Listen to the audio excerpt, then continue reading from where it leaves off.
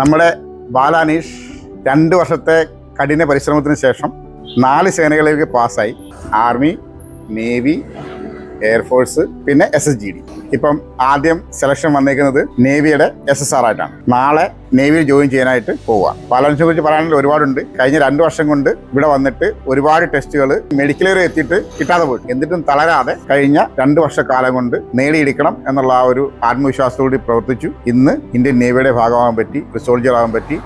വളരെ സന്തോഷമുള്ള ഒരു ദിവസമാണെന്ന്. ബാക്കി നമുക്ക് ബാലാനീഷിന്റെ അമ്മ വന്നിട്ടുണ്ട്, ബാലാനീഷ് വന്നിട്ടുണ്ട്, അവരിൽ നിന്നറിയാം. എന്റെ പേര് ബാലു.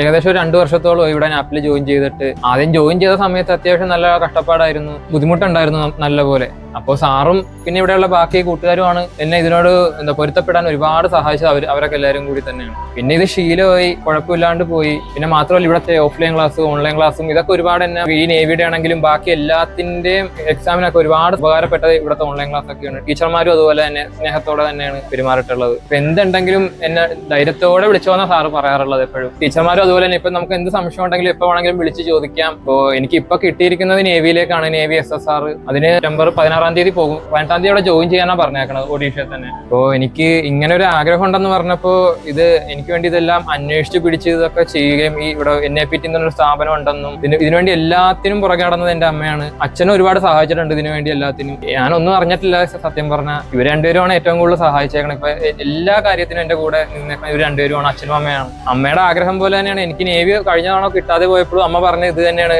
ഉറപ്പായിട്ടും അടുത്ത തവണ കിട്ടും, നേവി തന്നെ കിട്ടും എന്ന് പറഞ്ഞപ്പോൾ ഞാൻ അതെന്തുകൊണ്ടാണ് അങ്ങനെ ഒരു വന്നതെന്ന് ഞാൻ ചിന്തിച്ചില്ല. അപ്പൊ എനിക്കത് കഴിഞ്ഞപ്പോ ആർമിയിലോ അല്ലെങ്കിൽ ബാക്കി എല്ലാത്തിലും കയറാനുള്ള ഒരു അവസരം ഉണ്ടായിരുന്നു. ഇപ്പോ അമ്മയുടെ ആഗ്രഹം പോലെ ഇതിൽ തന്നെ കയറാൻ പറ്റി, എന്തോ ദൈവഭാഗ്യം. ഇപ്പോ അമ്മ ഹാപ്പിയാണ്, ഇപ്പോ ഞാനും ഹാപ്പിയാണ്, എല്ലാവരും ഹാപ്പിയാണ്. ഇപ്പൊ എന്റെ വീട്ടുകാരാണെങ്കിലും കൂട്ടുകാരാണെങ്കിലും എല്ലാവരും ഒരുപാട് ഹാപ്പിയാണ്. ഇപ്പോ എനിക്ക് ഇവരോടാണെങ്കിലും അത് തന്നെ പറയാനുള്ളത്, എന്നെ പോലെ തന്നെ ഇതല്ലെങ്കിൽ വേറൊരു കരസേനയിലേക്ക് എങ്ങനെയും കയറാൻ നോക്കുക.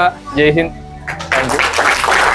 ക്ലാസ് കഴിഞ്ഞപ്പോഴത്തേക്കും ഞാൻ ഈ സേനയിലേക്ക് വരാനായിട്ട് ഭയങ്കരമായിട്ട് ആഗ്രഹിച്ചിരുന്നതാണ്. എനിക്ക് ഏതെങ്കിലും ഒരു കോഴ്സിലോട്ട് കയറണമെന്ന് ഭയങ്കര ആഗ്രഹമായിരുന്നു. അങ്ങനെയാണ് ഞാൻ അന്വേഷിച്ച് NAPT കണ്ടുപിടിച്ചത്. അങ്ങനെ ഞാൻ സാറിനെ വിളിച്ചു ചോദിച്ചു, അങ്ങനെ ഇവിടെ എത്തിയത്. സത്യം പറഞ്ഞത് കിട്ടിയപ്പോൾ എനിക്ക് ഏറ്റവും അധികം സന്തോഷം തോന്നുന്നൊരു നിമിഷം കൂടിയാണിത്. ഏതെങ്കിലും ഒരു സേനയിലോട്ട് ഭാഗമാകാൻ കഴിഞ്ഞില്ല, അതിൻ്റെ ഒരു സന്തോഷം എനിക്ക് പറഞ്ഞറിയിക്കാൻ പറ്റാത്തത്രയും. അത് തന്നെ ഞാൻ എപ്പോഴും സാറിനോടും ഈശ്വരനോടും ഇവിടെയുള്ള ഓരോരുത്തരോടും കടപ്പെട്ടിരിക്കുന്നു. നാളെ ബാലാനീഷ് പോവുകയാണ്. നല്ല ഈസി ആയിട്ട് ട്രെയിനിങ് ചെയ്ത് പെട്ടെന്ന് തന്നെ തിരിച്ചു വന്ന് വീണ്ടും നമ്മളെ കാണാൻ വരുമെന്നും എല്ലാ ഐശ്വര്യങ്ങളും നേർന്നുകൊണ്ട് ജയ് ഹിന്ദ്.